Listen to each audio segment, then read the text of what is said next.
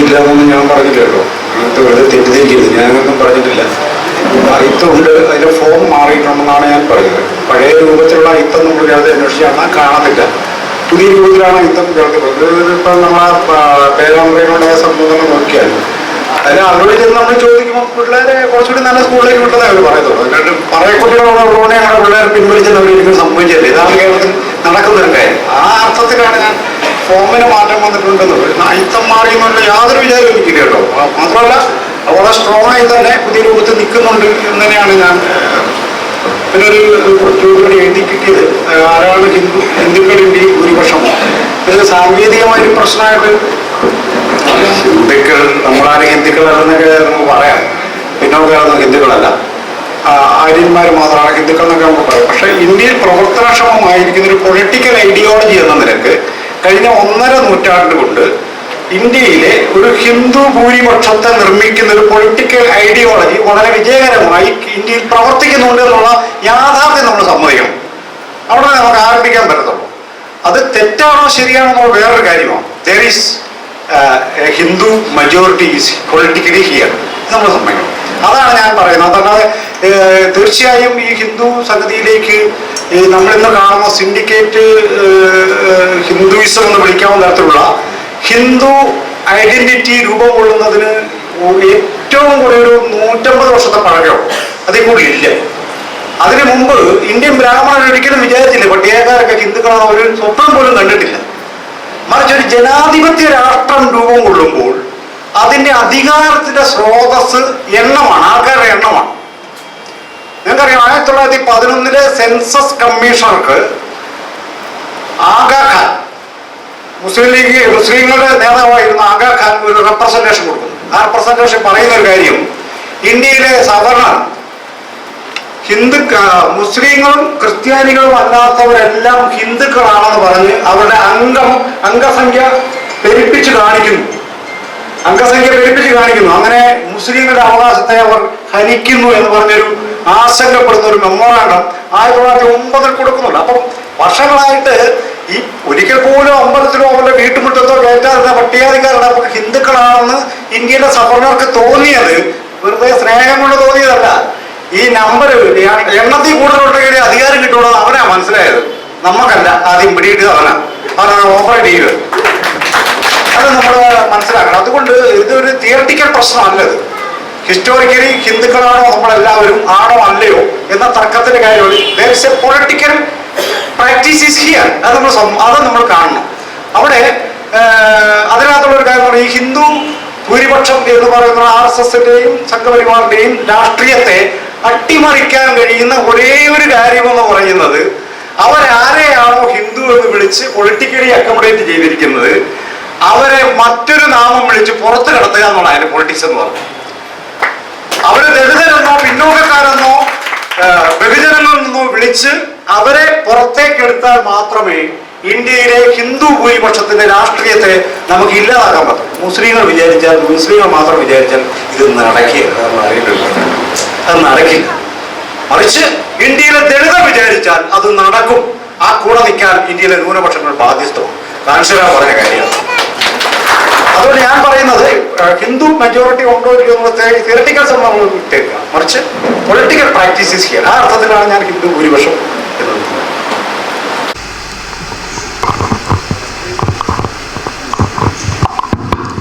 എൻ്റെ പേര് അഖിലസ്. ഞാൻ LLB വിദ്യാർത്ഥിയാണ്. ഞാൻ ഇപ്പോൾ സണ്ണി സാറ് സംസാരിച്ച ഭരണഘടന അതിൻ്റെ മുഴുവൻ അർത്ഥത്തിലും പ്രയോജനപ്പെടുത്തുന്നതും അത് മറ്റു രീതിയിൽ ഉപയോഗപ്പെടുത്തുന്നതൊക്കെ കോടതികൾ വഴിയാണ്. സുപ്രീം കോടതി അല്ലെങ്കിൽ ഹൈക്കോടതി വഴി ആണ് അത് പ്രയോജനപ്പെടുത്തുന്നത്. അതിൽ തന്നെ നമ്മുടെ 1ാമത്തെ ഭരണഘടനാ ഭേദഗതിയെക്കുറിച്ച് ഞാൻ കേട്ടിട്ടുള്ളതെന്ന് വെച്ചാൽ സുപ്രീം കോടതിയുടെ ഒരു വിധിയെ ഇല്ലായ്മ ചെയ്യാൻ വേണ്ടിയിട്ടാണ്. അപ്പോൾ അതൊരു ലെജിസ്ലേറ്റീവ് ഇൻവാലിഡേഷൻ എന്നുള്ളൊരു നിലയിലായിരുന്നു അത് ഉണ്ടായത്. അപ്പോൾ കാലാകാലങ്ങളായിട്ടുള്ള ആ വിധി കൂടുതലും സംവരണത്തുമായിട്ട് ബന്ധപ്പെട്ടാണ് ഈ പറയുന്ന സുപ്രധാനമായ വിധികൾ വരികയും അതിനെ ഇൻവാലിഡേറ്റ് ചെയ്യാൻ വേണ്ടി ലെജിസ്ലേറ്റർ ശ്രമിക്കുകയും ഉണ്ടായിട്ടുണ്ട്. അതിൻ്റെ ഒരു നാൾ വഴി എടുത്തു കഴിഞ്ഞാൽ 2006 CH നാഗരാജു കേസ് വരെയുണ്ട്. പക്ഷേ അദ്ദേഹം അതിനെക്കുറിച്ച് ഞാനതാണ് ഞാൻ കൊടുത്തായിരുന്നു. പക്ഷേ അല്ലാതെ NJSC കുറിച്ചുള്ള ഇതല്ല, പ്രഭാര സാർ മാഷ് സംസാരിച്ച പോലെ NJAC കുറിച്ചുള്ള ഭരണഘടനാ ഭേദഗതിയോ അങ്ങനെയുള്ള കാര്യങ്ങളല്ല. ശരിക്കും പറഞ്ഞാൽ സംവരണത്തെക്കുറിച്ച് സുപ്രീം കോടതി കാലാകാലങ്ങളിലായിട്ട് ഒരുപാട് വിധികൾ പറയുകയും അതിനെ മറികടക്കാൻ വേണ്ടി ഭരണഘടനാ ഭേദഗതികൾ വരികയും ഏറ്റവും അവസാനം ഈ അടുത്ത കാലത്ത് കഴിഞ്ഞ മിനിസ്ട്രിയുടെ അവസാന സമയത്ത് വന്ന പ്രൊമോഷനെ സംബന്ധിച്ചുള്ള ഒരു വിധി പാസ്സാകാതെ പോയ ഒരു വിധി അങ്ങനെ വേണം. പക്ഷെ അത് തമ്മിലുള്ള ഒരു ബന്ധം ഒന്ന് വിശദീകരിച്ചിരുന്നെങ്കിൽ നന്നായിരുന്നു എന്നുള്ളതാണ് എൻ്റെ ഒരു ചെറിയൊരു ആവശ്യം.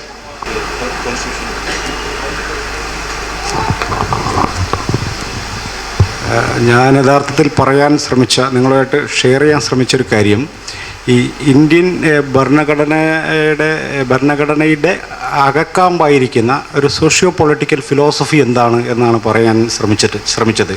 സാങ്കേതികമായി ഭരണഘടന എങ്ങനെ പ്രവർത്തനക്ഷമമാകുന്നു, കോടതി അതെങ്ങനെ വ്യാഖ്യാനിക്കുന്നു എന്നത് എൻ്റെ ഒരു പ്രഭാഷണത്തിലെ വിഷയമായിരുന്നില്ല. മറിച്ച് ഞാൻ പറയാൻ ആഗ്രഹിച്ചൊരു കാര്യം, ഇന്ത്യൻ ജനാധിപത്യത്തിൻ്റെ, നാം ഇന്ന് കാണുന്ന ജനാധിപത്യത്തിൻ്റെ യഥാർത്ഥ കാവലാളായിരിക്കുന്നത്, അതിൻ്റെ തുടക്കമെന്ന് പറയുന്നത്, അതിൻ്റെ സമഗ്രത എന്ന് പറയുന്നത് ഇന്ത്യൻ ഭരണഘടനയിലാണെന്നും അതിന് ഒരു സോഷ്യോ പൊളിറ്റിക്കൽ വിഷൻ, മൗലികമായ ഒരു ദർശനം, ഒരു സോഷ്യോ പൊളിറ്റിക്കൽ ദർശനമുണ്ട് എന്നതാണ് ഞാൻ യഥാർത്ഥത്തിൽ പറയാൻ ആഗ്രഹിച്ചൊരു കാര്യം. ഇപ്പം അദ്ദേഹം പറഞ്ഞതുപോലെ ഇത്തരം കോടതി വിധികൾ, എനിക്ക് നേരത്തെ ഈ ഒരു ഇത് ഇവിടെ കിട്ടിയിരുന്നു, കോടതി വിധികൾ, അത്തരം കാര്യങ്ങൾ ഞാൻ ആ ഒരു മേഖലയെ സ്പെസിഫിക്കായി എടുത്ത് ഈ പ്രഭാഷണത്തിൻ്റെ പരിധിയിൽ കൊണ്ടുവന്നിരുന്നില്ല. അത് എൻ്റെ പ്രഭാഷണത്തിൻ്റെ ഉദ്ദേശമായിരുന്നില്ല. ഇതിനകത്ത് ഈ സംവരണവുമായി ബന്ധപ്പെട്ട് സംവരണത്തെ അട്ടിമറിക്കുന്ന തരത്തിലുള്ള നിരവധിയായ കോടതി പരാമർശങ്ങളും കോടതി വിധികളും നിരന്തരമായി വന്നുകൊണ്ടിരിക്കുന്നുണ്ട് എന്നൊരു കാര്യമാണ്. ഞാനതിനെ സ്പെസിഫിക്കായിട്ട് അത്തരം കാര്യങ്ങളിലേക്ക് ഈ ഒരു പ്രഭാഷണത്തിൽ കടക്കാൻ ഉദ്ദേശിച്ചിരുന്നില്ല. അതുകൊണ്ട് തന്നെ അത്തരം റെഫറൻസ് ഞാൻ നടത്തിയിട്ടില്ല. അതുകൊണ്ട് തൽക്കാലം ഈ സംവരണവുമായി ബന്ധപ്പെട്ട കോടതി വിധികളെക്കുറിച്ചിട്ട് ഒരു വിശദമായ ഒരു കാര്യം സംസാരിക്കാൻ തൽക്കാലം കഴിയില്ല.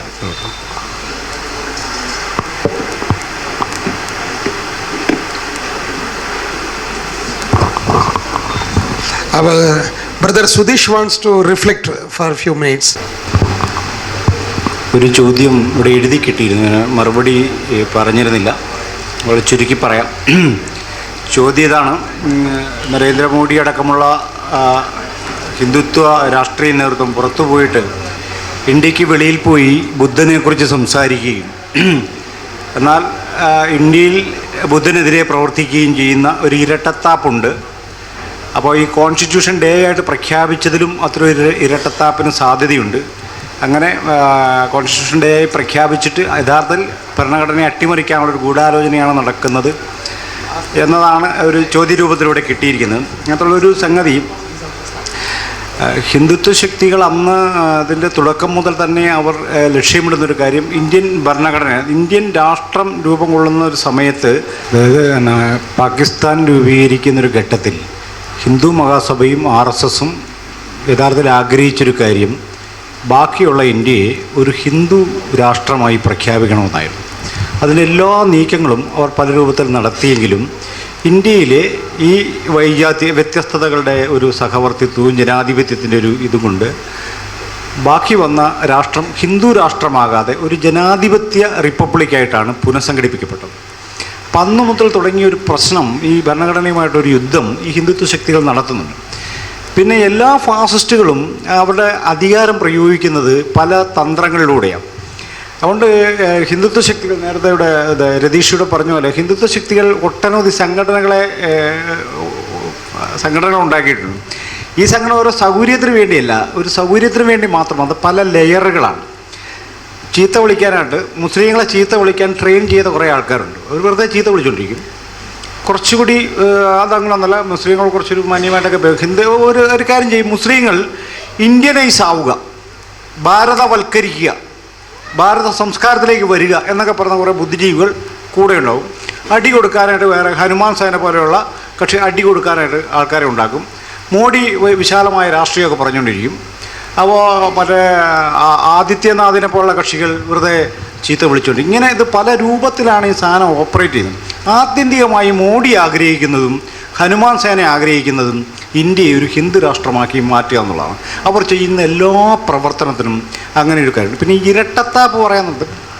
ഗാന്ധി ഒരിക്കലും 35 അത് എല്ലാ ഹിന്ദുക്കളുടെ ഒരു സ്വഭാവമായിട്ടായിരിക്കും തോന്നുന്നത്, ബ്രാഹ്മണ പക്ഷപാതികളായിട്ടുള്ള പുള്ളി ഒരു ദിവസം പറഞ്ഞത്, നിങ്ങൾ ഈ മതം മാറ്റത്തെക്കുറിച്ച് പറഞ്ഞപ്പോൾ ഗാന്ധി 35 പറഞ്ഞതാ, നിങ്ങൾ ഈ പശുക്കൾക്ക്, മൃഗങ്ങൾക്ക് നിങ്ങൾ വേദം ഓതി കൊടുക്കുമോ? അത്രയും വെളിവില്ലാത്ത പട്ടികജാതിക്കാർ നിങ്ങൾ മതം മാറ്റാൻ നടക്കാവോ എന്ന്. പശുക്കൾക്ക് നിങ്ങൾ വേദം ഓതി കൊടുക്കുമോ? ഒട്ടും പശുക്കളുടെ അത്രയും പോലും വിവരമില്ലാത്ത പട്ടികജാതിക്കാരെ മതം മാറ്റാൻ ക്രിസ്ത്യാനികൾ എന്തിനാ ഇങ്ങനെ നടക്കുന്നതെന്ന് ക്രിസ്ത്യാനിയോട് ചോദിച്ചു. അത് ജഗജീവൻ റാം യൂത്തായിരുന്നു, ഒരു യൂത്ത് കോൺഗ്രസ്സുകാരനായിരുന്നു. അദ്ദേഹം ഗാന്ധിജിയോട് പറഞ്ഞു, ഞങ്ങൾക്കൊക്കെ വിഷമമായിപ്പോയി, ഞങ്ങളെ പശുക്കളോട് ഉപമിച്ചത് തീരെ ശരിയായില്ല എന്ന് പറഞ്ഞ് ഒരു കത്തെഴുതി. ഉടനെ ഗാന്ധി മറുപടി എഴുതി, പശു ദൈവമാണ്, നീ എന്നാ വിചാരിച്ചെന്നാണ് ചോദിക്കുന്നത്. ഒന്ന് ഓർക്കണം, അത്ര കൗശലം അവർക്കുള്ളത് ഈ കാലത്ത്. പശു ദൈവമാണ് എന്നാ പറയണം. അതുപോലെ ഈ മധ്യ പ്രോവിൻസിൽ കോൺഗ്രസ് 38 പൊതു തെരഞ്ഞെടുപ്പിൽ, ആദ്യത്തെ പൊതു തെരഞ്ഞെടുപ്പിൽ ഖരെ എന്ന് പറയുന്നൊരു പട്ടികജാതിക്കാരനെ പ്രധാനമന്ത്രിയാക്കാൻ തീരുമാനിക്കുന്നുണ്ട്. കോൺഗ്രസ്സാണ് തീരുമാനിക്കുന്നത് പട്ടികജാതിക്കാരനെ പ്രധാനമന്ത്രിയെ മധ്യ പ്രോവിൻസിൽ, ഇന്നത്തെ മധ്യപ്രദേശിൽ. ഗാന്ധി പറഞ്ഞ് പറ്റത്തില്ലെന്ന് പറഞ്ഞു, പട്ടികജാതിക്കാരെ ആക്കാൻ പറ്റില്ല. അതിന് ഗാന്ധി പറഞ്ഞ ന്യായം എന്താണെന്നറിയാമോ? പട്ടികജാതിക്കാർ അധികാരത്തിൻ്റെ ദുഷിപ്പൊന്നുമില്ലാത്ത ശുദ്ധരായ മനുഷ്യരാണ്, അവർക്ക് അധികാരം കൊടുത്താൽ മനുഷ്യരെ ദുഷിപ്പിക്കരുതെന്ന് അയാൾ പറഞ്ഞു. ഒന്ന് ഓർക്കണം, എന്നാ കൗശലം ഈ കാര്യത്തിൽ കാണിക്കുന്നത്. അപ്പം ഗാന്ധിയുടെ ഉദാരതയായാലും RSSകാരുടെ ആക്രമണം ആണെങ്കിലും നമ്മൾ അധികാരത്തിൽ വരരുതെന്നുള്ള കാര്യം ഇവർക്കൊരു യോജിപ്പുണ്ട്. ഇതാണ് അതിൻ്റെ ലോജിക്. അപ്പം അതുകൊണ്ട് ഈ ഹിന്ദുത്വ ശക്തികൾ ഇപ്പോൾ നടത്തുന്ന എല്ലാ നീക്കങ്ങളും ആത്യന്തികമായി ഈ ഭരണഘടനയെ അട്ടിമറിക്കുന്നുണ്ട്. പക്ഷേ ഒരു പ്രശ്നം എന്ന് ചോദിച്ചാൽ, ഇവർക്ക് അങ്ങനെ വെറുതെ അങ്ങ് അട്ടിമറിക്കാൻ പറ്റില്ല. അതിൻ്റെ വേരത്ര ദൃഢമാണ്. ഈ LK അദ്വാനി പ്രതിയ ബാബറി മസ്ജിദ് തകർത്തതിൽ ഇവരൊന്നുള്ള അധികാരത്തിൽ വന്നിട്ട് എന്തുകൊണ്ടാണ് രാമക്ഷേത്രം പണിയായിരുന്നത്? ഭരണഘടന അനുവദിക്കില്ല, അതിൻ്റെ ഒരു പ്രശ്നം. അതുകൊണ്ടാണ് ഭരണഘടന അട്ടിമറിക്കേണ്ടത് അവരുടെ ഒരു ആവശ്യമായി വരുന്നത്. മുസ്ലിങ്ങൾക്കെതിരെയൊക്കെ വലിയ ആക്രമണം നടത്തി. ഇപ്പോൾ ഏറ്റവും അവസാനം മോഡി എന്നാ പറയണേ, എല്ലാ പൗരന്മാർക്കും കൂടെ ജീവിക്കണം എന്നാണ്. അങ്ങനെ പറഞ്ഞില്ലെങ്കിൽ പ്രശ്നമാണ്, ഭരണഘടനാ ലംഘനമാണ്. അതുകൊണ്ട് ഈ ഭരണഘടന, ഞാൻ നേരത്തെ എൻ്റെ പ്രഭാഷണത്തിൽ പറ്റി, ഇന്ത്യയിൽ ജനാധിപത്യം നിലനിൽക്കുന്നുണ്ടെങ്കിൽ അതിൻ്റെ കാവലാളും സ്രോതസ്സും ഇന്ത്യൻ ഭരണഘടനയാണ് നമ്മൾ ഉയർത്തിപ്പിടിക്കുന്നത്. ഏകീകൃത സിവിൽ കോഡിനെ കുറിച്ചൊരു ചോദ്യം ഇവിടെ എഴുതി തന്നിട്ടുണ്ട്. എന്താണ് ഏകീകൃത സിവിൽ കോഡ്? പട്ടികജാതി പട്ടികവർഗക്കാരെയും സാധാരണ ജനത്തെയും അതെങ്ങനെയാണ് ബാധിക്കുക? പ്രസന്നകുമാർ നായർ. ഇന്ത്യയിൽ ക്രിമിനൽ കോഡ് മാത്രമാണ് ഏകീകൃതമായിരിക്കുന്നത്. സിവിൽ നിയമങ്ങൾ ഏകീകൃതമല്ല. അത് എല്ലാ പൗരന്മാർക്കും ഒരുപോലെയല്ല സിവിൽ നിയമങ്ങൾ ഇന്ത്യയിൽ സംഘടിപ്പിക്കപ്പെട്ടിട്ടുള്ളൂ. അതിനൊരു കാരണമുണ്ട്. അതിൻ്റെ കാരണം, ഇന്ത്യൻ സമൂഹം എന്നത് വ്യത്യസ്തമായ സവിശേഷമായ അസ്തിത്വമുള്ള, സാംസ്കാരിക അസ്തിത്വമുള്ള, ഭാഷാപരമായ അസ്തിത്വമുള്ള, മതപരമായ അസ്തിത്വമുള്ള ഒട്ടനവധി വിഭാഗങ്ങളുടെ സമുച്ചയമാണ് എന്നൊരു യാഥാർത്ഥ്യമാണ് ഇന്ത്യൻ ഭരണഘടന പിന്തുടരുന്നത്. അപ്പം അതുകൊണ്ട് തന്നെ ഓരോ വിഭാഗത്തിനും പ്രത്യേകമായ സിവിൽ നിയമങ്ങൾ ഇന്ത്യയിൽ അനുവദനീയമാണ്, അത് അനുവദിക്കേണ്ടതുമാണ്. ഇന്ത്യൻ ഭരണഘടനാ പ്രകാരം ഇപ്പോൾ ഇന്ത്യയിലെ മുസ്ലിങ്ങൾക്ക് പ്രത്യേകമായ ചില നിയമങ്ങൾ, ഇന്ത്യൻ ക്രിസ്ത്യാനികൾക്ക് പ്രത്യേകമായ ചില നിയമങ്ങൾ, ട്രൈബിന്, ആദിവാസി വിഭാഗങ്ങൾക്ക് ചില പ്രത്യേകമായ നിയമങ്ങൾ, പട്ടികജാതിക്കാർക്ക് ചില പ്രത്യേകമായ അവകാശം, ഇങ്ങനെ സമൂഹത്തിൻ്റെ വ്യത്യസ്തതകളെ ഭരണ സംവിധാനം അക്കമഡേറ്റ് ചെയ്തതിൻ്റെ ഭാഗമായിട്ടാണ് ഒരൊറ്റ നിയമത്തിൻ്റെ ചരടിൽ ഈ സമൂഹത്തെ മുഴുവൻ കോർത്തിണക്കാത്തത്. അത് ഒരിക്കലും ജനാധിപത്യത്തിന് ഭീഷണിയായ ഒരു കാര്യമേ അല്ല. അത് നമ്മളൊരു സോഷ്യൽ റിയാലിറ്റിയെ അംഗീകരിക്കുക ചെയ്യുന്നത്. ഇന്ത്യയിൽ വ്യത്യസ്തമായ ജനവിഭാഗങ്ങളുണ്ട് എന്നത്. ഇപ്പോൾ ഇന്ത്യയിൽ ട്രൈബുകളെ എങ്ങനെയാണ് ഭരണഘടന കണ്ടെത്തിയത്? ട്രൈബുകളെ എന്തായിരുന്നു അതിൻ്റെ മാനദണ്ഡം? പട്ടികജാതിക്കാരെ കണ്ടെത്തിയതിനൊരു മാനദണ്ഡമുണ്ട്, പട്ടികവർഗക്കാരെ കണ്ടെത്തിയതിനൊരു മാനദണ്ഡമുണ്ട്. അതിൽ ഈ പട്ടികവർഗക്കാരെ കണ്ടെത്തിയ മാനദണ്ഡങ്ങളിലൊന്ന്, പൊതുസമൂഹത്തിൽ നിന്നും വളരെ ദൂരെ മാറി നിന്ന്, പൊതുസമൂഹവുമായി ഇടപെടാതെ മാറി നിന്ന വിഭാഗങ്ങളെയാണ് ട്രൈബായി നമ്മൾ എടുക്കുക. അപ്പോൾ ഈ ലക്ഷദ്വീപിലുള്ളവർ മുഴുവൻ ട്രൈബാണ്. ലക്ഷദ്വീപിലുള്ളവർ മുഴുവനും ഭരണഘടനാപരമായ ട്രൈബാണ്. അതിൻ്റെ കാരണം അവർ ഈ മെയിൻ സ്ട്രീമിൽ നിന്ന് വളരെ അകലെ ജീവിക്കുന്നു എന്നതായിരുന്നു. ഇങ്ങനെ പല മാനദണ്ഡങ്ങളിലാണ് ഇന്ത്യയിലെ ജനസമുദായങ്ങളെ ഈ പട്ടികജാതിക്കാരെ ഇതിൻ്റെ സംഭവം എന്താ? പട്ടികജാതി ലിസ്റ്റ് 1935 ലിസ്റ്റ് ഉണ്ടാകുന്നൊരു സമയത്ത് ബ്രാഹ്മണൻ്റെ സേവനം ലഭ്യമാകാത്തവർ, അത് ഉപയോഗിക്കാത്തവർ, അങ്ങനെ കുറേയേറെ മാനദണ്ഡങ്ങളാണ്. ഇത് ബാക്കിയുള്ളവർക്ക് ബാധകമല്ല, ഇത് നായന്മാർക്ക് ബാധകമല്ലല്ലോ. അപ്പോൾ ഈ ഏകീകൃത സിവിൽ കോഡിന് വേണ്ടിയുള്ള ഏകപക്ഷീയമായ വാദം സമൂഹത്തിൻ്റെ വ്യത്യസ്തതകളെ തമസ്കരിക്കുന്നു. അങ്ങനെ വ്യത്യസ്ത തമസ്കരിച്ചാൽ കുഴപ്പമെന്തെന്ന് ചോദിച്ചാൽ അതിനകത്ത് ആരാണോ ഗതികേടിൽ നിൽക്കുന്നത് അവൻ്റെ കാര്യം തീരുമാനമാകുന്നുള്ള. ഇപ്പം നമ്മൾ ആദിവാസിയും ഈ അങ്കമാലിയിലെ സുറിയാനി ക്രിസ്ത്യാനിയും തുല്യരാന്ന് പറയുന്നതോളം വിഡിതം വേറെയൊന്നുമില്ല. അവർ വ്യത്യസ്തരാന്ന് നമ്മൾ പറയണം. വ്യത്യസ്തരാന്ന് പറഞ്ഞാൽ മാത്രമേ ആദിവാസിയുടെ റൈറ്റ് നമുക്ക് അസർട്ട് ചെയ്യാൻ പറ്റത്തുള്ളൂ. അല്ലെങ്കിൽ മൊത്തം അച്ചായൻ അടിച്ചുകൊണ്ട് പോകും. ഇതതിൻ്റെ കാര്യം. അപ്പം അതുകൊണ്ട് സമൂഹത്തിൻ്റെ ഡൈവേഴ്സിറ്റിയെ അംഗീകരിക്കുന്നു എന്നുള്ളതാണ് ഈ ഏകീകൃത സിവിൽ കോഡ് ഇല്ലാത്തതിന്. അതിന് ഒരു സോഷ്യൽ റിയാലിറ്റി ആയിട്ട് ബന്ധമുണ്ട് നമ്മൾ കാണണം. അത് ഒന്ന്. രണ്ട്, ഇത് പട്ടികജാതിക്കാരെങ്ങനെ ബാധിക്കും അല്ലെങ്കിൽ മുസ്ലിങ്ങളെ എങ്ങനെ ബാധിക്കും എന്നതിനേക്കാൾ അപ്പുറം ഇന്ത്യൻ ജനാധിപത്യത്തിൻ്റെ ജീവവായു ഇന്ത്യയിൽ വ്യത്യസ്തമായ ജനവിഭാഗങ്ങൾ ജീവിക്കുന്നു എന്ന യാഥാർത്ഥ്യബോധമാണ്. അത് റദ്ദ് ചെയ്താൽ ഇന്ത്യൻ ജനാധിപത്യത്തിന് തന്നെയായിരിക്കും ഇത് ഭീഷണി. അതുകൊണ്ട് ഇവർ ഈ പറഞ്ഞ പോലെ മുസ്ലിങ്ങൾക്കെന്തോ 5 കെട്ടാം 10 കെട്ടാം ഇങ്ങനെ ഒരു ഭീകരതയാണ് പറഞ്ഞു പരത്തുന്നത്. ഇങ്ങനെയൊന്നും നല്ല കാര്യം. മുസ്ലിങ്ങളെല്ലാം 5ഉം 10ഉം കെട്ടിയൊക്കെ ജീവിക്കുന്നവരാണ്. ഒരിക്കലും അല്ല. നീ ഒരു മുസ്ലിം വീട്ടിൽ പോലും പോകാത്തവനാണ് മുസ്ലിം വിരോധം പറഞ്ഞു നടക്കുന്നത്. ഒരു മുസ്ലിമിൻ്റെ വീടിനകം എങ്ങനെയായിരിക്കുന്നതെന്ന് കാണാത്തവരാണ് മുസ്ലിം വിരോധം പറഞ്ഞത്. ആദിവാസികൾ കേരളത്തിൽ രക്ഷപ്പെടുകയാണെന്നാണ് എല്ലാവരും പറയാം. ഒരിക്കൽ പോലും ഒരു ആദിവാസിയെ കാണാത്തവരും പറയും ആദിവാസി രക്ഷപ്പെടുകയാണ്. ഇതൊക്കെ നമ്മുടെ ഒരു തെറ്റിദ്ധാരണയാണ്, നമ്മുടെ സമൂഹത്തിലുള്ള ചില മിസ്കൺസെപ്ഷൻസാണ്.